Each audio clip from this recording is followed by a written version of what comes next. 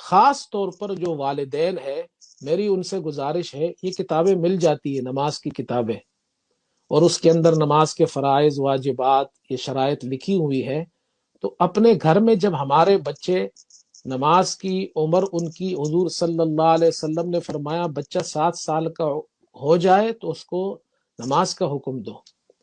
تو نماز جب بچہ کب پڑھے گا؟ جب اس کو نماز آتی ہوگی۔ تو یہ موٹی موٹی باتیں ہیں، یہ میں عرض کر دیتا ہوں۔ پہلی بات تو یہ ہے کہ نماز شروع کرنے سے پہلے چند چیزیں ہیں جن کو شرائط کہا جاتا ہے۔ وہ بعض علماء کہتے 6 ہے، بعض 7 ہے، لیکن حقیقت میں ایک ہی ہے۔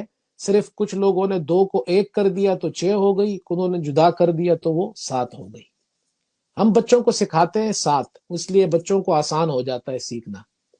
پہلی چیز ہے طہارت، بدن کا پاک ہونا، اس لیے کہ بدن پاک نہیں ہوگا تو آپ کی نماز نہیں ہوگی۔ اور بدن کا پاک ہونا ضروری ہے، یعنی ظاہری نجاست بھی نہ ہو، بدن کے اوپر کوئی ظاہری نجاست نہ لگی ہو۔ دوسری بات یہ کہ حکمی کوئی ایسی نجاست نہ ہو، مثلا ایک آدمی ہے اگر جنابت کی حالت میں ہے تو اس کے لیے غسل کرنا فرض ہے، اور غسل کے مسائل بھی سیکھنے چاہیے۔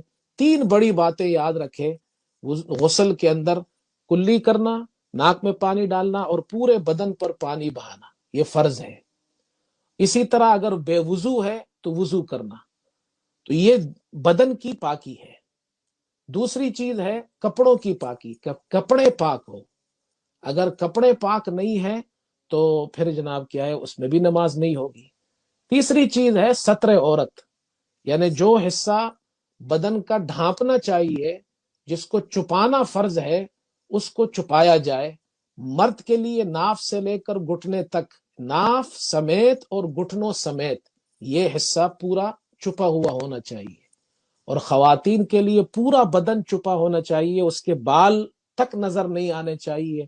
پتلا روپٹا ہو جس میں بال نظر آئے، اس میں نماز نہیں ہوگی، سوائے اس کے ہتھیلیوں کے، اس کے جو پاؤں ہیں، اور اس کا جو چہرہ ہے یہ کھلا ہونا چاہیے۔ تو اس کو کہتے ہیں ستر عورت۔ چوتھی چیز ہے جگہ کا پاک ہونا، طہارت المکان، جس جگہ آپ نماز پڑھ رہے ہیں اس جگہ کا پاک ہونا ضروری ہے۔ پانچویں چیز ہے استقبال قبلہ، قبلے کی طرف رخ کرنا۔ تو قرآن میں اللہ نے حکم دیا ہے فَوَلِّ وَجْهَكَ شَطْرَ الْمَسْجِدِ الْحَرَامِ۔ اور چھٹی چیز ہے وقت کا ہونا، یعنی جو نماز آپ پڑھ رہے ہیں وہ وقت میں پڑھیں۔ ظہر کی نماز ہے تو ظہر کے وقت میں آپ پڑھیں گے، عصر کی نماز ہے تو عصر کے وقت میں پڑھیں گے۔ اور ساتویں چیز ہے نیت کرنا، اس لیے کہ نیت کے بغیر نماز نہیں ہوگی۔ اچھا، ہم بچوں کو سکھاتے ہیں بڑے آسان طریقے سے، بچے بھولتے نہیں ہیں۔ ہم ان کو کہتے ہیں اینٹی کلوک وائز اس کو یاد کریں۔ مثلا پہلے ہم بدن ہے، بدن کا پاک ہونا، کپڑوں کا پاک ہونا، ستر عورت، پھر نیچے زمین، اور اس کے بعد جناب استقبال قبلہ، پھر اوپر سورج وقت، اور اس کے بعد آپ پھر آ جائے نیت۔ اس طرح اگر آپ اس کو یاد کرائیں گے، بدن، کپڑے، جگہ پاک ہو، استقبال قبلہ، وقت، اور نیت دل میں ہوتی ہے۔ تو اس طرح اگر بچوں کو اس سرکل میں آپ بتا دیں گے تو بچے کو یاد ہو جائے گا، وہ پھر بھولے گا نہیں کبھی بھی۔ تو یہ ہم اساتذہ کو بھی یہ سکھاتے ہیں کہ اس قسم کے میتھڈ استعمال کریں کہ بچوں کو یہ چیزیں آسانی سے یاد ہو جائے۔ پھر نماز کے اندر فرائض ہے، تو نماز کے اندر بھی 7 فرائض ہے۔ پہلی چیز ہے تکبیر تحریمہ، یعنی اللہ اکبر جو ہم کہتے ہیں نماز شروع کرتے ہیں، یہ فرض ہے۔ دوسری چیز ہے قرات، قرآن پڑھنا۔ تیسری چیز ہے قیام، نماز میں کھڑا ہونا۔ اور چوتھی چیز ہے رکوع کرنا۔ پانچواں سجدہ کرنا۔ اور اس کے بعد جو قاعدہ اخیرہ ہے 2 رکعات کے اندر جو قاعدہ ہوگا، یعنی تحیات میں جو ہم بیٹھتے ہیں اس کو قاعدہ کہتے ہیں۔ تو یہ پہلا ہے اور آخری قاعدہ ہے۔ 4 رکعات میں دوسرا قاعدہ ہے، دوسری مرتبہ جب تحیات میں بیٹھتے ہیں تو اس قاعدہ اخیرے میں التحیات کے بمقدار اتنی دیر بیٹھنا یہ فرض ہے۔ یہ 6 چیزیں ہو گئی۔ اور بعض علماء کہتے ہیں خروج بصنعہ، اپنے ارادے سے نماز سے باہر نکلنا۔ تو یہ 7 چیزیں نماز کے اندر ہمیں یاد رکھنی چاہیے، یہ فرض ہے۔ فرض کا معنی یہ ہے کہ اگر یہ نماز میں ان میں سے کوئی ایک چیز چھوٹ گئی تو نماز نہیں ہوگی۔ پھر نماز کے اندر کچھ چیزیں واجبات ہیں، جو تقریباً 14 واجبات ہے، یہ بھی ہمیں یاد رکھنی چاہیے کہ نماز کے اندر یہ واجبات ہے۔ اچھا، فرض کی پہلی 2 رکعتوں میں اور سنت، نفل اور واجب کی ہر رکعت کے اندر سورہ فاتحہ پڑھنا یہ واجب ہے۔ اچھا، واجب پھر ہم آگے بتائیں گے کہ یہ فرض اور واجب سے اس میں کیا فرق پڑتا ہے، تو وہ آپ کو اس سے سہولت آسانی کے ساتھ آپ مسائل سمجھیں گے۔ تو پہلی چیز تو یہ کہ فرض کی پہلی 2 رکعتوں میں اور سنت، نفل اور واجب کی ہر رکعت میں سورہ فاتحہ پڑھنا یہ واجب ہے۔ پھر اسی طرح فرض کی پہلی 2 رکعتوں میں اور سنت اور نفل اور واجب کی ہر رکعت میں سورت ملانا یہ بھی واجب ہے۔ پھر اس کے بعد سورہ فاتحہ کو سورت پر مقدم کرنا یہ بھی واجب ہے۔ اسی طرح جو قرات، رکوع، قیام، رکوع، سجود، یہ جو ترتیب ہے اس ترتیب پر پڑھنا یہ بھی واجب ہے۔ تعدیل ارکان، تعدیل ارکان کا معنی یہ ہے کہ جو رکن آپ کرتے ہیں اطمینان سے کریں۔ آپ رکوع آپ پڑھ رہے ہیں تو آرام کے ساتھ اطمینان سے پورا رکوع کریں۔ پورا رکوع نہیں کیا، گردن اس طرح، یہ کمر اس طرح جھکی ہوئی ہونی چاہیے، سیدھی۔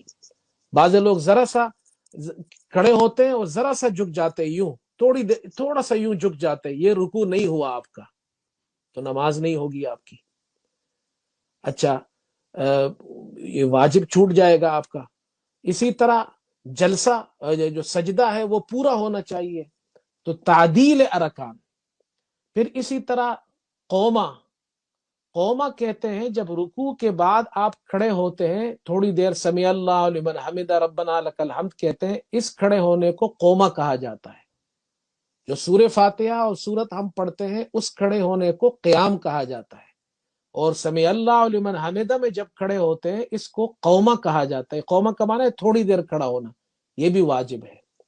پھر جلسہ، جلسہ کہتے ہیں دونوں سجدوں کے درمیان بیٹھنے کو، اللہ اکبر کہتے ہیں دونوں سجدوں کے درمیان، تو سیدھا بیٹھنا یہ بھی واجب ہے۔ بعض لوگ سجدے سے اٹھتے ہیں اور پورا نہیں بیٹھتے، کمر سیدھی نہیں ہوتی، بس تھوڑا سا سر اٹھایا پھر چلے گئے، تو یہ واجب چھوٹ گیا۔ اور جان بوجھ کر کوئی اس طرح کرے تو نماز نہیں ہوتی ہے، تو یہ واجب ہے۔ اسی طرح قاعدہ اولا، یعنی 4 رکعت آپ پڑھ رہے ہیں تو 2 رکعت کے بعد جب آپ بیٹھتے ہیں، پہلے والا قاعدہ یہ واجب ہے، اور جو آخری قاعدہ ہے یہ فرض ہے۔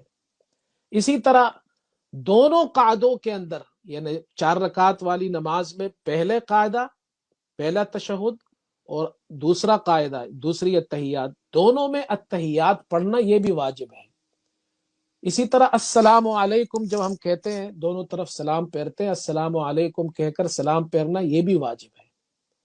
دعائے قنوت پڑھنا یہ واجب ہے، یعنی تیسری رکعت میں اللہ اکبر کہنا اور دعائے قنوت پڑھنا یہ واجب ہے۔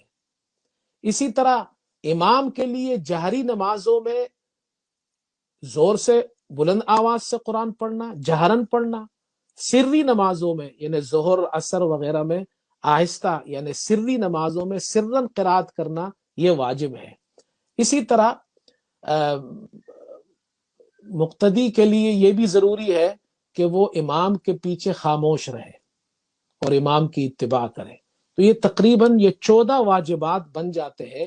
یہ واجبات نماز کے اندر یہ اگر چھوٹ جائے تو ان کے پھر مسائل ہیں، اور فرض چھوٹ جائے ان کے الگ مسائل ہیں۔ فرض چھوٹ جائے تو نماز ہی نہیں ہوگی، اور واجب چھوٹ جائے تو پھر اس کے لیے مسائل ہے کہ اگر بھول کر چھوٹ جائے تو پھر سجدہ ساو کرنا پڑتا ہے۔ تو اگر آپ کو یہ مسائل معلوم ہوں گے تو تب تو آپ سجدہ ساو کریں گے نا۔ اگر مسائل ہی نہیں معلوم ہوں گے، آپ کو پتہ ہی نہیں ہے سجدہ ساو کب کرنا ہے کب نہیں کرنا، فرض کیا ہے واجب کیا ہے، اس لیے دیکھیں یہ مختصر سی چیزیں ہیں، یہ مسلمان کو معلوم ہونی چاہیے۔